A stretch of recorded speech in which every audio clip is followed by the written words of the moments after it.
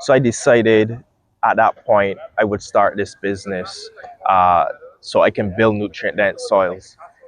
My name is Joshua Forte, and I'm from the beautiful island of Barbados. What brings you to France I today? am in France for the Youth Ecopreneur Awards. We're pitching at the Change Now Summit. Grew up in Western St. James, or more specifically the Garden St. James, which is, something that is really interesting to me, looking at, the type of work that I'm doing right now, being in agriculture and food, and, where I grew up being called the Garden. Where, half my family is from Barbados, half my family is actually from St. Lucia. So I had not been to St. Lucia much, but my grandmother is St. Lucian, and I grew up in the household with my grandmother. So a lot of my love and passion for agriculture and for plants and just environment outdoors is from my grandmother. Can you tell me a bit about what initially sparked your interest in this field? I always say it was a series of completely unexpected events. So if you asked me 15 years ago if I would see myself here, I would tell you absolutely no. Furthest thing from it. While my passions growing up were centered around mechanical engineering and business in general, I didn't have a passion for agriculture. It was something that was just part of life for me. But in terms of business, I would say you can go back to my early childhood again, growing up around my grandmother, growing all the different stuff, all the different fruits and seasonings and herbs, growing up on bush tea. And then I always had a love for nature, in the sense that I grew up watching a lot of National Geographic. It was just things that I was always just passionate about. What happened for me was that coming out of secondary school, I went to the Alexandra School, Beacon of the North, and I got placed in a job attachment at the Ministry of Agriculture. I was not happy about that at all, I can tell you now, because for me, we all know the industry in Barbados, the biggest industry is tourism. I'm focused on making money. As I said, I was always passionate about business, was trying to start my own businesses throughout school, but I wanted to go into the tourism sector. That didn't happen. I got placed at the Ministry of Agriculture, but thankfully there I got exposed to the ins and outs of the agriculture sector. I was able to attend meetings with the planning unit. Part of my job was actually collecting and compiling farm data with the statistician, and we would go to do site visits as well. But again, at this point, I still had no interest. They asked me, by the end of the job attachment, are you interested in, getting into a career in agriculture? And I said, no, not at all. I was heading off to the university to study physics. What happened right after that, as I started UB, I became seriously ill. I got for me, it was a very severe case of mononucleosis. And, I say a lot of people come down with that, but my situation was really bad, in the sense I had to stop going to classes. I actually withdrew from UA at that point, from the university at that point, and had to go to the doctor to try to figure out what's wrong. Got all the tests done, and we found out it was mono. I was on medication from there, and I started to be functional again, but I was in no way feeling like really good. A year prior, I had a pet iguana, my iguana Apollo, and brand new for me into reptiles. And what happened was Apollo's diet was mainly leafy green vegetables, so kale, collard greens, arugula, all of these things I was buying for her, but I was not consuming myself. And I just decided it was just getting too expensive, right? We're going to the supermarket, purchasing these things. I need to grow these things. And when I started looking up how to grow them is where I came across a guy talking about nutrient-dense foods. So I said, you know what, let me give this a try. Let me actually start to eat these greens that I was getting from my iguana. And for my lunch for that week was literally a plate full of leafy greens and one piece of chicken. And at the end of that week, I had at the end of my lunch, I had this huge surge of energy just hit me.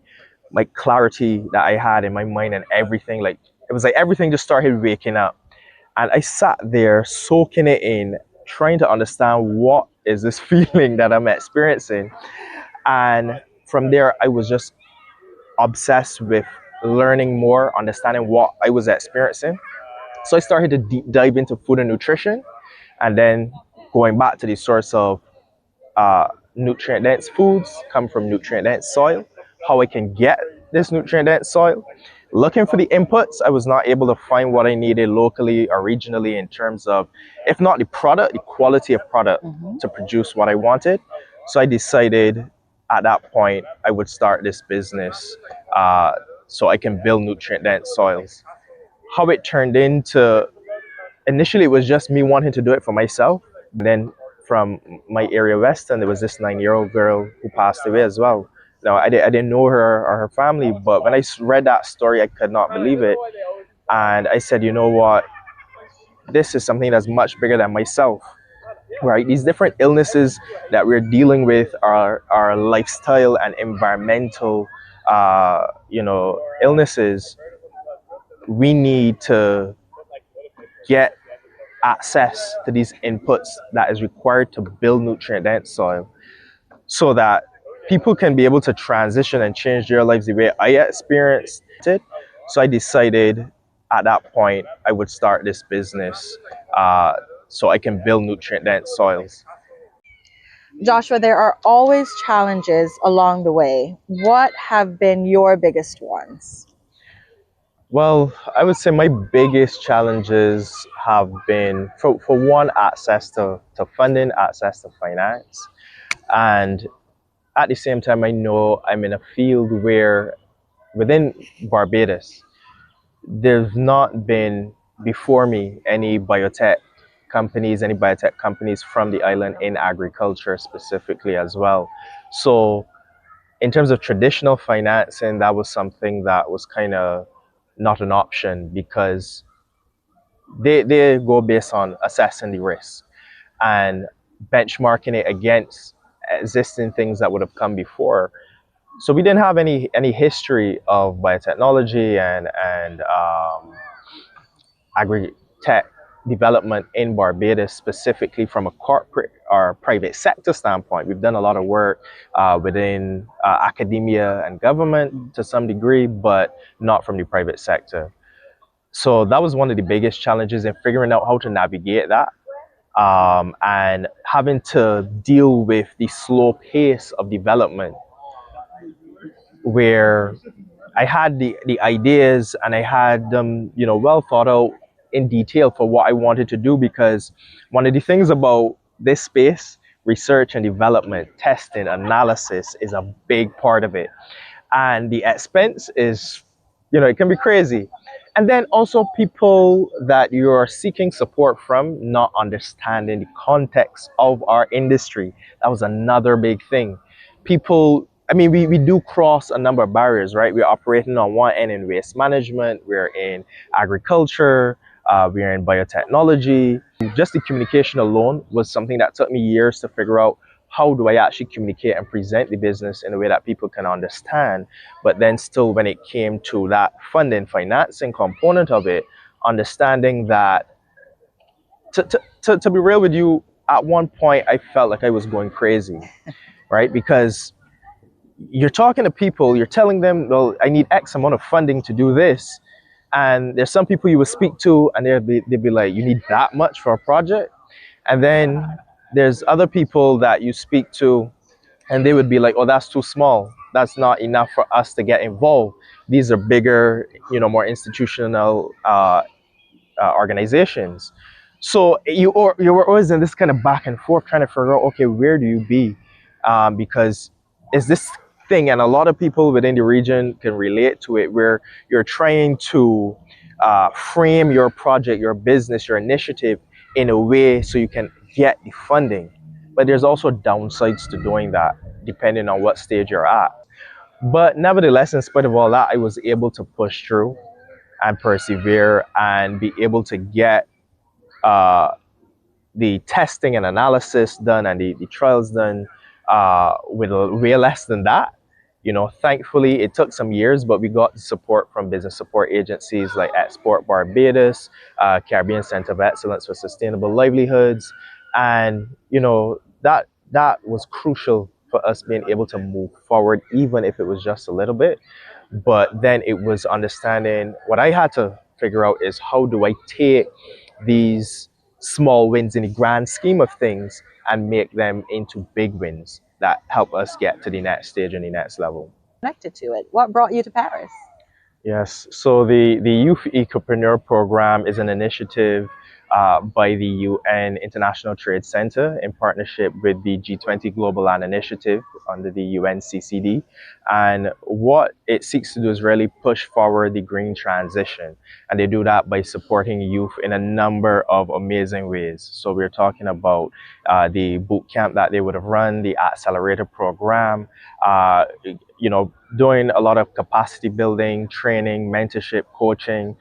Honestly, it's one of the best programs, if not the best program I've ever been a part of.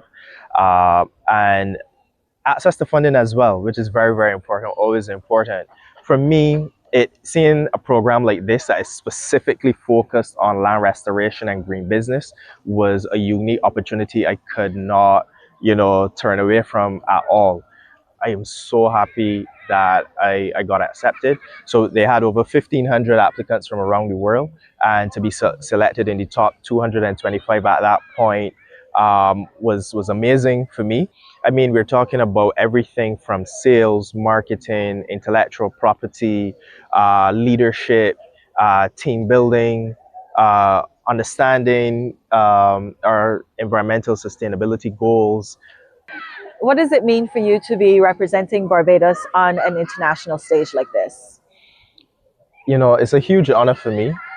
I've always represented the island in the different initiatives that I've done, and this would probably be one of the biggest international platforms that I'll be doing it on, especially competitively.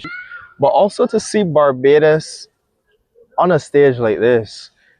I mean, we have Kenya, we have Philippines, Argentina. So no, it's a huge deal. It's a huge deal, and I'm intending to put my absolute best foot forward at it, holding nothing back whatsoever. And for me, I'm carrying not only Barbados but the entire Caribbean. Do you see your company evolving in and out of Barbados? Well, I always envisioned that Red Diamond Compost would be a global company. And honestly, I see Barbados as being still one of the best countries in the world for developing solutions. And right now, what we're going to be doing is getting to establish our first pilot operation that would be a model for what we want to do around the world. And especially the specific change that we want to make within Barbados as well. No, I see it as the perfect place for us to start. And from there, there's not a region that we're not gonna touch. Again, what we're really doing with Red Diamond Compost is working on rebuilding the Earth's biological infrastructure, the foundation for food to be delicious, nutrient rich, and vibrant, full of life, and really being able to create a model that is very adaptable to these different regions around the world. Okay. Well, the first thing I would say is that it's definitely not going to be an easy road. You would have to really have a conviction and a drive and a passion for it. I can tell you there's many times that I have been at some extremely low points along my journey, but I understand why I'm doing it. I understand my purpose behind it. So it's never about me. Yes, I do have certain personal ambitions and goals, but when it really comes down to it, that's not what actually drives me and keeps me going. And I would say, as my main focus is, and I can only extend that, is to make sure that your goal and objective is about adding value to people's lives. Seeing how whatever it is that you're doing, whatever area you're looking to get into, within this space, biotech, ag tech, there's a lot of room. There's a lot that can be done. There's a lot that needs to be done. So, you can explore that, but just ensure at the end of the day, is focused on bringing value to people's lives. And I mean, but when you meet these people whose lives you're impacting positively, that's going to make a huge difference in how you see your work and how you relate to those challenges and obstacles. I mean, for us, the goal is obviously securing investment, building partnerships, getting distributors. But it's also so significant in really reaffirming and validating the quality of what we've built, Yes. but also what can come from the Caribbean, from small island developing states in general, to the world stage. And that other people see this as something credible and viable that can have a global impact. Excellent. Platforms like this, conversations like this are really important to highlight that, to be able to reach different audiences. Yeah. So I really want to thank you for, you know, creating the platform for this type of conversation. I cannot thank you enough, Joshua. I wish you the best of luck, not just with the YECO competition, which is huge, but with Red Diamond